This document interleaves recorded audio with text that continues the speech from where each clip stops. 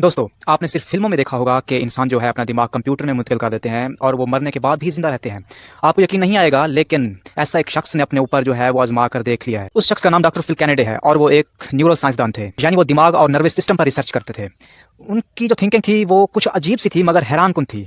वो सोचते थे कि अगर हम इंसान के दिमाग को कंप्यूटर में अपलोड कर दें, यानी इंसान की सोच को, तो इंसान बेशक मर जाए, बेशक उसका जिस्म जो है वो मर जाएगा, लेकिन उसकी सोच, उसकी आवाज़ को हम हमेशा के लिए जो है वो ज़िंदा रख सकते हैं। उनका कहना था कि अगर हम दिमाग के सिग्नल को कंप्यूटर में रिकॉर्ड कर लें, तो हम किसी भी शख्स की शख्सियत को, उसकी यादों को, उसकी ज़िंदगी के हर एक लम्हात को हम जो है वो महफूज़ कर सकते हैं। यानी जैसे कंप्यूटर में कोई फ़ाइल होती है, उस तरह हम उसको महफूज़ कर सकते हैं। मुद्दतों रिसर्च के बाद, तजर्बात के बाद डॉक्टर फिल कैनेडी ने एक पागलपन नुमा जैसा फ़ैसला किया। वो अपनी रिसर्च को दूसरों पर नहीं बल्कि अपने आप पर आज़माना चाहते थे। तो उन्होंने अपने दिमाग के अंदर छोटी-छोटी जो है वो तारें लगवा दी, जो दिमाग के सिग्नल को पढ़कर कंप्यूटर को भेजती थी। तो वो तमाम जो सोच थी वो तारों के ज़रिए जो थी कंप्यूटर की स्क्रीन पर डिस्प्ले होती थी। ये वो लम्हा था जब साइंस ने इंसान के दिमाग और कंप्यूटर में एक पुल बना दी थी। तो वो जो भी सोचते थे तो उनको वो अल्फाज की सूरत में कंप्यूटर पर शो कर देते थे। ये पहला कदम था दिमाग को कंप्यूटर के अंदर अपलोड करने का। मगर ये कहानी यहाँ पर ख़त्म नहीं होती।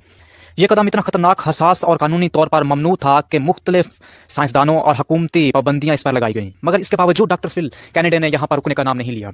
उनका कहना था कि अगर तरक्की हासिल करनी है तो डरने से कुछ नहीं होगा।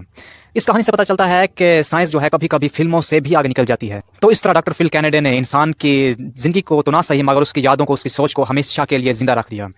तो आज के लिए इतना ही, फिर मिलते हैं अगली नेक्स्ट वीडियो में।